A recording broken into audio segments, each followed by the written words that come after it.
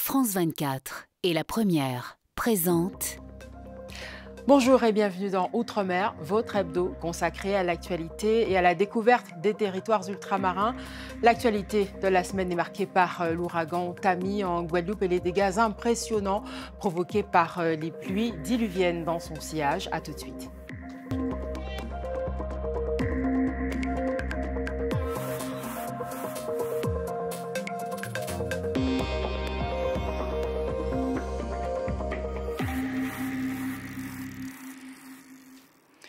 Et tout d'abord, regardez cet impressionnant glissement de terrain dans la commune de Saint-Claude en Basse-Terre, survenu lundi après le passage de l'ouragan Tammy qui a fragilisé le sol de cette zone artisanale. Ces voitures se sont retrouvées sous des tonnes de terre qui ont cédé après avoir chuté de 30 mètres. Des pluies diluviennes et des vents très forts ont soufflé sur la Guadeloupe le week-end dernier. Les dégâts matériels sont lourds, mais fort heureusement, aucune victime n'est à déplorer. Laïd Béritane. À Baillif, des pluies diluviennes, des eaux déferlantes, la rivière qui quitte son lit, un flot incontrôlable. Et une nouvelle fois, le sud Basse-Terre paye un lourd tribut après le passage de l'ouragan Tammy. On voit comment la nature défonce tout ce qui n'a pas été préservé. À Trois-Rivières, des habitations se retrouvent piégées par les eaux. À l'intérieur, un spectacle de désolation. Et cette habitante qui tente d'évaluer les dégâts, l'eau lui arrive jusqu'aux genoux. À Montplaisir, quartier de Capesterre-Bello, on a évité un drame humain. Cette vieille dame est saine et sauve, au grand soulagement de sa fille. J'ai pu grimper là-haut, comme je pouvais. À monter à quatre pattes, mais à monter comme... Il a fallu qu'on attende que ça baisse pour ouvrir, parce qu'on était un peu prisonniers, quoi. On comptera une trentaine de sinistrés dans cette commune. Même constat et même spectacle de désolation à Gourbert, toujours en Basse-Terre, des quartiers entiers touchés par les inondations. Au Gosier, des canalisations qui n'ont pas résisté à la montée des eaux. La traînée de Tammy, c'est que c'est vraiment chargé en eau. Et donc là, il faut vraiment attendre qu'il y ait de la calmie pour réellement voir qu'est-ce qui a marché, qu'est-ce qui n'a pas marché. À la Désirade, des rafales de vent à plus de 150 km/h. Le jardin botanique, symbole du patrimoine végétal de l'île et qui abrite plus de 800 variétés de cactus, est lourdement touché, des pertes estimées à 200 000 €. Les cultures, elles aussi, ont souffert. Les champs transformés en rizières. Il y a un mois, ce maraîcher avait planté un demi-hectare de gombo. Aujourd'hui, les 3/4 de sa récolte sont perdus. Sincèrement, je vous dis, on est à bout. Des fois, ça m'est arrivé de venir ici et de vouloir aller prendre le tracteur et passer le remblai dedans. Sans rien nettoyer, sans y arrêter. Après Irma, Maria, José et Fiona il y a un an, avec l'ouragan Tammy, la Guadeloupe paie à nouveau un lourd tribut. Mais heureusement, aucune victime ne sera à déplorer. Le gouvernement a décidé d'enclencher la procédure accélérée pour reconnaître l'île en état de catastrophe naturelle. À Cayenne, la place des Amandiers est depuis plusieurs années occupée par des centaines de migrants venus du Proche-Orient. Le camp de migrants devait être évacué ce jeudi, sauf que 2 cas de tuberculose ont été détectés. Plus d'évacuation donc, mais une opération de dépistage menée par la Croix-Rouge sur les 500 migrants présents. Et Mayotte connaît son premier camp de migrants installé dans un stade à Mamoudzou. Une soixantaine de réfugiés africains des Grands Lacs essentiellement qui cherchent asile. Alors dans quelles conditions vivent-ils? Alda Alidi et Fahar Ousseni sont allés à leur rencontre. Un caniveau comme unique source d'eau. C'est le quotidien de Kabamba. Je suis en train d'épuiser de l'eau pour boire et pour préparer des nourritures. Vous allez boire cette eau? Oui. Il n'y a pas moyen. Ce demandeur d'asile est arrivé au mois d'août à Mayotte, le même jour que la plupart des réfugiés de ce camp. Tous se sont installés dans l'enceinte du stade de Cavani. Kabamba fait partie des derniers arrivés sur le site. Voici ce qui lui sert de logement, le temps de trouver mieux. Je suis à l'attente de la place quand on va m'appeler sur téléphone. Donc je serai hébergé peut-être 6 mois ou 3 mois. Ici se côtoient plusieurs nationalités, congolais, burundais ou rwandais, une soixantaine d'hommes, de femmes et d'enfants. Mohamed est somalien, il partage cette cabane avec 11 autres compatriotes, un abri qui ne les protège pas des agressions extérieures. Il y a beaucoup de moustiques, on ne peut pas dormir, il fait froid le soir et parfois il y a des délinquants qui viennent nous attaquer. Tous ces migrants sont dans l'attente d'une réponse à leur demande d'asile. Mais impossible de leur trouver un logement. Marie et ses 2 enfants survivent tant bien que mal, avec 50 € par mois en bon d'achat, 30 € pour un adulte et 10 par enfant, pas assez pour acheter à manger et surtout à boire en cette période de pénurie d'eau. On souffre, il n'y a pas de l'eau, on boit toujours là les stades là qui sont là-bas dans le trou. Ce camp de migrants est le tout premier à Mayotte, un phénomène nouveau qui met en lumière l'ampleur des nouveaux flux migratoires. Il risque surtout d'accentuer les tensions déjà bien présentes avec la population. Et le ministre de l'Intérieur, Gérald Darmanin, sera de retour sur l'île les 1er et 2 novembre pour évoquer la crise de l'eau et la sécurité sur l'île. Langue créole à l'honneur. Le créole à l'honneur ce samedi, journée internationale du créole, alors que le président de la collectivité territoriale de la Martinique souhaite en faire une langue officielle. Alors quelle est la place du créole dans le quotidien des Martiniquais? C'est le dossier de cette édition signé Nathalie Jost et Patrice Chateaudegat. Un plébiscite et une vraie reconnaissance. Pour beaucoup de Martiniquais aujourd'hui, le créole a une place centrale et sa valorisation sonne comme une évidence. Le créole là, c'est en langue orale. Jusqu'à présent, pour moi, c'est en langue orale. Nous apprenons, les parents, depuis petits, on ne parle créole, ils peuvent comprendre.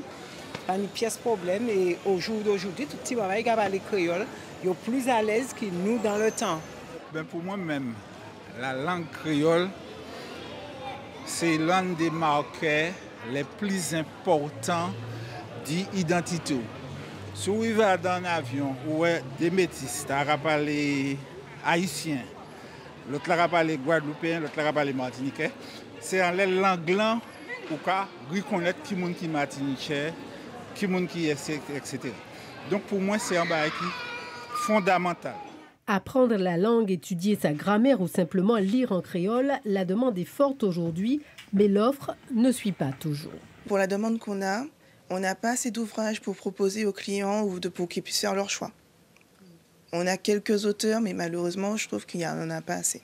Le créole qui a le vent en poupe, mais quelques réserves s'imposent cependant, car malgré son bel élan, pas certain que tous l'utilisent quotidiennement. Je crois que dans cette école-là, il y a chillé, parce qu'en la cour, avant, par exemple, les gens qui sortaient ailleurs, sans la cour, ils étaient apprendre créole. Aujourd'hui, en la cour, ils ont plutôt apprendre français, ils ne pas apprendre créole. Et ce paradoxe dans l'enthousiasme pour notre langue, selon un récent sondage, seul 1% des personnes interrogées placent sa reconnaissance officielle comme une priorité pour la Martinique. Le formidable exploit de ces jeunes athlètes en situation de handicap en Guyane. Ils ont nagé durant plus de 7h30 entre les îles du Salut et Kourou, soit plus de 18 km. Dans le cadre du programme Handicap sur l'Amazonie, aux manettes, l'Académie Philippe Croison qui forme des sportifs de haut niveau à Vichy. Laurent Marot, Martial Grit. 5h19, ils s'élancent dans la nuit pour relever le défi. D'abord toucher les rochers de l'île Saint-Joseph, puis nager ensemble jusqu'à Kourou. Ils vont faire des relais toutes les 30 minutes. Il y aura des groupes de 4 nageurs qui vont se remplacer. Âgés de 14 à 23 ans, les 7 athlètes en situation de handicap s'entraînent à l'Académie Philippe Croison, au Crêpes de Vichy. Nathalie Cuny est malvoyante. Elle nage avec une personne valide pour la guider. Je pense que la partie la plus impressionnante, c'est quand on a nagé quand il faisait nuit noire, parce que c'était une première pour moi et c'est vrai que ne rien voir, vraiment, c'est très très angoissant. Le Kourousien Jean-Rowan Chocho est atteint d'une maladie qui limite l'usage de ses jambes. À 23 ans, l'ancien vice-champion de France d'aviron se consacre désormais au paracyclisme. Il a aussi un passé de nageur de haut niveau. Après 7h41 d'effort, les athlètes arrivent à la Pointe des Roches à Kourou, accueillis notamment par les élèves du collège Antoine Silver Félix de Soula. que moi, ça m'a permis de dépasser mes limites et de comprendre que j'étais peut-être plus forte que ce que je ne pensais en fait. Et du coup, c'est vrai que c'est hyper enrichissant et puis c'est une super belle expérience en fait. Et qu'est-ce que vous tirez de tout ça comme enseignement, comme leçon? Je retiens de la solidarité de tout le monde. Parmi ces athlètes, certains ne sont pas loin des minima pour participer aux Jeux paralympiques de Paris l'an prochain, d'un rêve à l'autre, sans se fixer de limites. Et nous vous emmenons pour terminer au Taurua Himene, un festival de chants polyphoniques polynésiens, un moment de grâce musicale que nous vous proposons de découvrir avec les Lazeluma et nos équipes de Polynésie la première. Au rythme du Himene, ce chant polyphonique polynésien, ces habitants de l'île de Rapa continuent de perpétuer la tradition, celle de la transmission de ces sonorités qui ont envoûté les premiers navigateurs. Issu du métissage entre chants polynésiens et cantiques protestants anglais, le Himene occupe aujourd'hui une place très importante dans la culture traditionnelle de ces archipels. Nous, on est de Théopo, on aime chanter.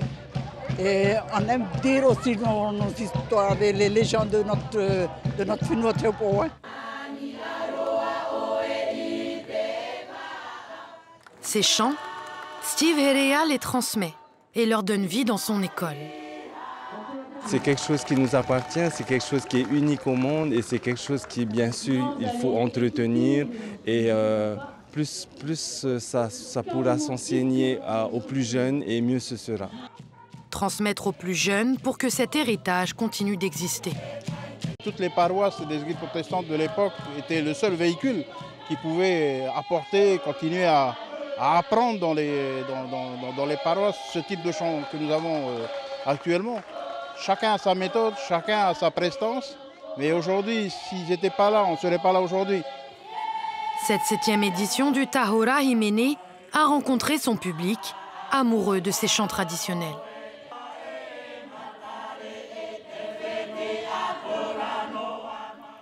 C'est la fin de cette édition. Pour réagir et revoir l'émission en direction france24.com, la première.fr ainsi que les réseaux sociaux. Merci de votre attention. L'information continue sur France 24.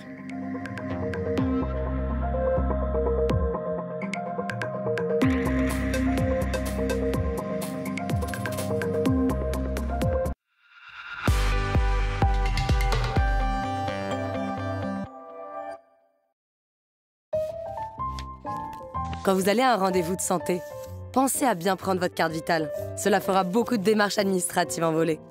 Pour vous et pour les professionnels de santé. Notre système de santé, c'est aussi à chacun d'en prendre soin. Retrouvez tous les bons réflexes sur amélie.fr.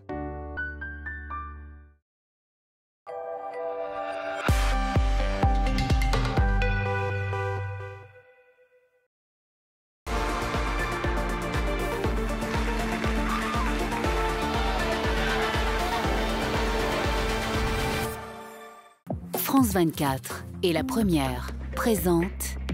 Chaque semaine, nous vous emmenons en voyage dans les territoires d'outre-mer, de la Caraïbe au Pacifique, en passant par l'océan Indien.